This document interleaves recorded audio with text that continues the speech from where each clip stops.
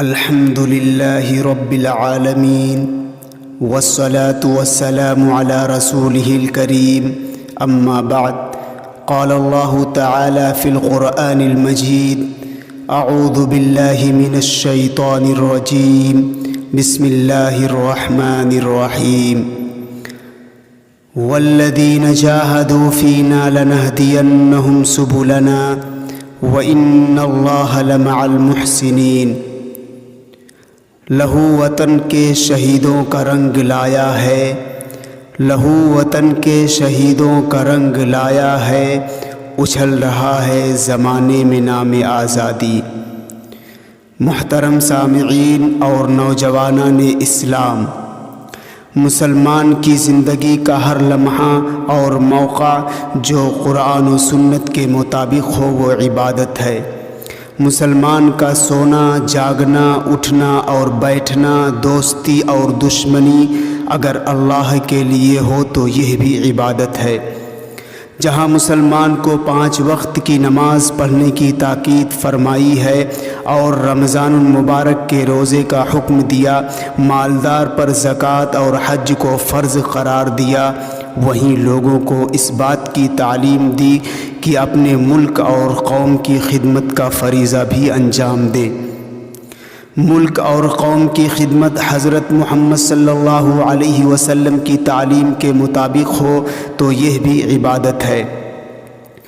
حدیث پاک کے مطابق 2 آنکھیں ایسی ہیں جن پر جہنم کی آگ حرام ہے۔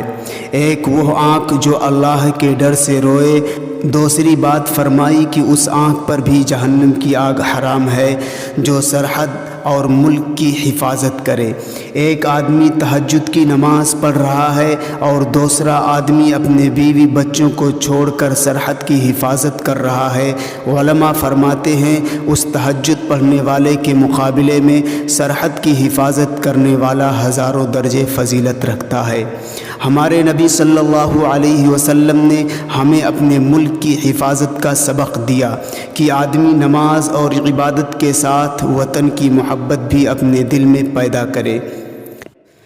ہندوستان کے مسلمانوں نے اس ملک کی ترقی کے لیے بہت کچھ کیا ہے۔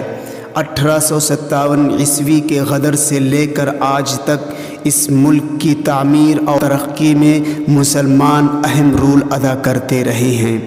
آئیے چلتے ہیں اصل تاریخ کی طرف۔ آج سے تقریباً 250 سال پہلے ملک عزیز ہندوستان میں سفید چمڑی اور سیاہ دل والی ایک قوم داخل ہوئی تھی۔ ظاہراً وہ تاجروں کے بھیس میں محض تجارت کی غرض لیے وارد ہوئے، لیکن آہستہ آہستہ ملکی سیاست میں دلچسپی لیتے ہوئے اپنے ناپاک ارادوں کو جسم دینا شروع کیا۔ کچھ دنوں میں ہی اپنا اصلی رنگ دکھاتے ہوئے اپنی قوت کو طاقت دینا شروع کر دی۔ پھر نوبت ایجا رسید کہ 1757 عیسوی میں بنگال پر باقاعدہ حملہ کر دیا اور نواب سراج الدولہ کو زیر کر کے اپنے قبضے میں کر لیا۔ اس کے بعد ان کا حوصلہ اور بلند ہو گیا۔ چنانچہ حضرت ٹیپو سلطان شہید رحمۃ اللہ علیہ نے آزادی کا پرچم لہرایا اور سارے ہندوستان کی قوتوں کو دعوت دی اور ان کو بتلایا کہ ہم اس حال میں انگریز کے خلاف لڑ سکتے ہیں۔ حضرت ٹیپو سلطان شہید رحمۃ اللہ علیہ آخری سانس تک انگریزوں کے خلاف لڑتے رہے۔ آخرکار 1899 عیسوی میں ٹیپو سلطان رحمۃ اللہ علیہ کو شہید کر کے اعلان کر دیا کہ آج سے ہندوستان ہمارا ہے۔ یہ قوم انگریز تھی جو پرتگال سے ہندوستان شکار کی تلاش میں آئی تھی۔ ارادہ خطرناک تھا، نیت پر فتور کا سایہ تھا۔ حکومت کرنا نشہ نہیں تھا بلکہ ملک عزیز کو لوٹنا، عوام الناس کا خون بہانا اور قتل و غارت کا بازار گرم کرنا تھا۔ ارادہ پر مضبوط تھا، سو رنگ لایا۔ میرے عزیز دوستو، اس وقت شاہ عبدالعزیز محدث دہلوی رحمۃ اللہ علیہ نے دیکھا کہ انگریز مسلمانوں اور ہندوستان کو نقصان پہنچانے پر اتر آیا ہے، تو اس وقت شاہ صاحب رحمۃ اللہ علیہ نے فتویٰ صادر فرما دیا کہ انگریز کے خلاف جہاد کیا جائے اور انگریز کی حکومت کو یہاں سے مٹا دیا جائے۔ بہرحال ملک کے کونے کونے میں بہت سے حالات اور انقلاب آئے۔ حضرت شاہ محدث دہلوی رحمۃ اللہ علیہ نے فتویٰ جاری کیا، پھر حضرت سید اسماعیل شہید رحمۃ اللہ علیہ اور پھر حضرت مولانا محمود الحسن شیخ الہند رحمۃ اللہ علیہ نے ریشمی رومال تحریک اسی انداز سے چلائی، یہاں تک کہ رنگون میں آپ کو انگریزوں نے گرفتار کیا اور مالٹا کے جیل میں تقریباً 3.5 سال تک رکھا۔ جیل سے رہائی کے بعد حضرت شیخ الہند رحمۃ اللہ علیہ فرماتے ہیں کہ ہم نے جیل میں رہ کر 2 باتیں سیکھی ہیں۔ ایک یہ کہ مسلمانوں میں حد درجہ اتفاق و اتحاد ہونا چاہیے، مسلمانوں کے اندر جو نفاق اور کدورت ہے، آپسی رنجش ہے، اس کو ختم کرنا چاہیے، ایک اور نیک ہو کر ملک و ملت کے لیے کام کرنا چاہیے۔ دوسرے، ہندوستان بھر میں قرآن کریم کے مکاتب اور مدارس قائم کیے جانے چاہیے۔ تاریخ میں ہے کہ انگریز حکومت نے ہندوستان کے تقریباً 80,000 مدرسوں کو بند کرا دیا تھا۔ حضرت شیخ الہند رحمۃ اللہ علیہ کا انتقال دہلی میں ہوا تھا جب آپ کو نہلایا جانے لگا اور آپ کی پیٹھ اور کمر کو دیکھا گیا تو آپ کی کمر پر گوشت نہیں تھا، زخموں کے داغ تھے، بس ہڈیوں کا ڈھانچہ تھا، لیکن پھر بھی آپ نے آزادی کے لیے جو فتویٰ دیا تھا اور آزادی کے لیے جو تحریک چلائی تھی اس سے رجوع نہیں کیا۔ حضرت شیخ الہند رحمۃ اللہ علیہ کے زمانے میں آزادی کی جنگ بڑے زور و شور سے جاری تھی۔ یہ کوئی افسانہ نہیں کہ انگریز حکومت صرف اور صرف مسلمانوں کی دشمن تھی، مسلمانوں سے ہی حکومت چھینی تھی اور 57,000 علماء کرام کو پھانسی پر لٹکایا تھا۔ کتابوں میں لکھا ہے کہ دہلی سے لاہور تک ہائی وے پر کوئی ایسا درخت نہیں تھا جس پر کسی مسلمان کی لاش نہ لٹکی ہو۔ جس کے سر پر ٹوپی اور داڑھی دیکھی جاتی اسی کو پکڑ لیا جاتا اور اس پر الزام لگا کر جیل بھیج دیا جاتا۔ جنگ آزادی میں تقریباً 10 لاکھ سے زائد مسلمان بچوں کو قتل کیا گیا۔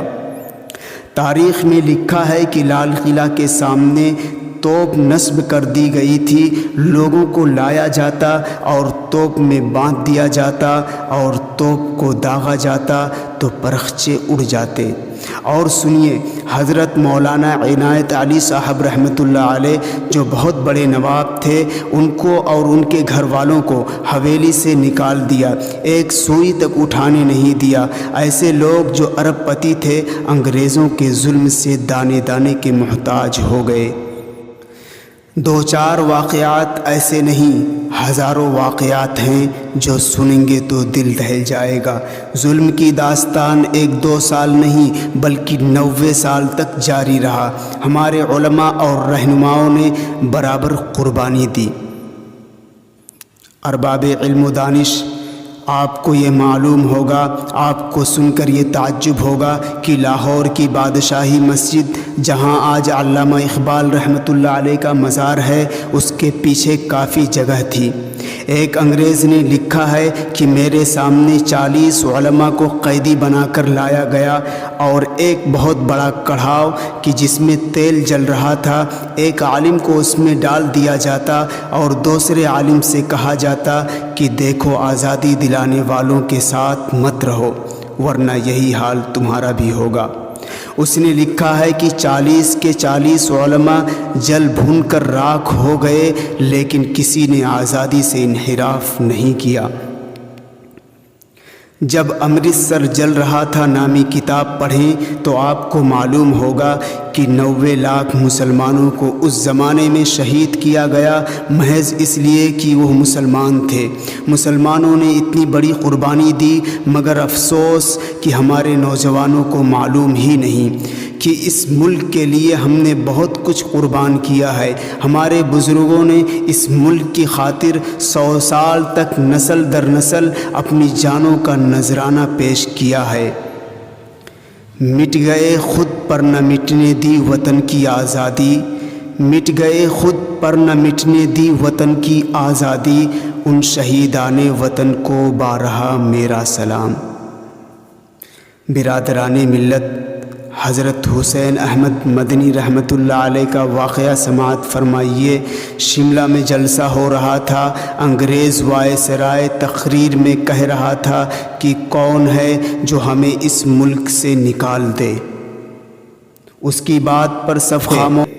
شیخ الاسلام مولانا حسین احمد مدنی رحمۃ اللہ علیہ، جو دارالعلوم دیوبند کے شیخ الحدیث تھے، جنہوں نے 14 سال تک مسجد نبوی میں درس دیا، کھڑے ہو گئے اور سینے کے بٹن کھول کر کہنے لگے کہ او بندر، تجھے اور تیری قوم کو ہندوستان سے ہم نکالیں گے۔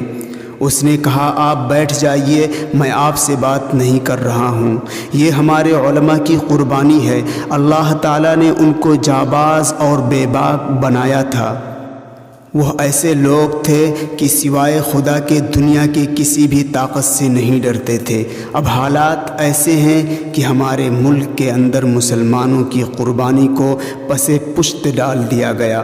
جو نصاب ہمارے اسکولوں میں پڑھایا جا رہا ہے وہی مسلم بچے پڑھ رہے ہیں، وہی مسلم بچے پڑھتے ہیں۔ ضرورت اس بات کی ہے کہ آج اپنے مجاہدین اور شہداء کی ہسٹری پڑھیں اور ان کو پڑھائیں، ان کی تاریخ کا مطالعہ کریں، تاکہ معلوم ہو کہ ہندوستان میں مسلمانوں نے کس طرح سامراجی طاقتوں سے لوہا لیا ہے۔ مجھے یہ شعر یاد آتا ہے، اے اہل وطن شام و سحر جاگتے رہنا، اے اہل وطن شام و سحر جاگتے رہنا، اغیار ہیں آمادہ شر جاگتے رہنا۔ ملک آزاد ہوئے 76 سال ہو چکے، ایک نسل گئی، دوسری نسل جانے کے کگار پہ ہے، تیسری بھی جوانی کی دہلیز کو پار کرنا چاہتی ہے، پر حقیقی آزادی آج بھی حاصل نہیں۔ اقلیتی طبقات آج بھی انہی ظلم و زیادتیوں کا شکار ہو رہی ہیں جو انگریزوں کی ایجاد کردہ ہیں۔ آزادی کا وہ خواب جو ہمارے بزرگوں نے دیکھا تھا اب بھی شرمندہ تعبیر نہ ہو سکا۔ ہم ہر سال آزادی کی خوشیاں مناتے ہیں، پورا ملک مسرت و شادمانی کا گیت گاتا ہے، لیکن بدنیتی کے وہ اثرات جو انگریزوں کے دور میں پیدا ہوئے تھے آج بھی پوری شدت سے جوان ہیں۔ فرقہ پرست طاقتیں اس کو زندہ کیے ہوئے ہیں، ملک کو تباہی کی طرف لے جانا چاہتے ہیں۔ مذہبی آزادی انگریزوں کے خود ساختہ پیروکاروں کے نشانے پہ دن بدن چڑھتی جا رہی ہے۔ ملک کی آزادی میں سب سے زیادہ قربانیاں پیش کرنے والی قوم آج سوالیہ نشان کے دائرے میں ہے۔ ملک بدری کا طعنہ آئے دن سننا اور اس کو برداشت کرنا لازمی ہو چکا ہے۔ آج مسلمان ملک کے حاشیے پہ کھڑا ہے۔ قائدوں کی بہتات رکھنے والی قوم ہر قسم کی قیادت سے محروم ہے۔ محرومیوں کی یہ داستان ہماری اپنی لکھی ہوئی ہے۔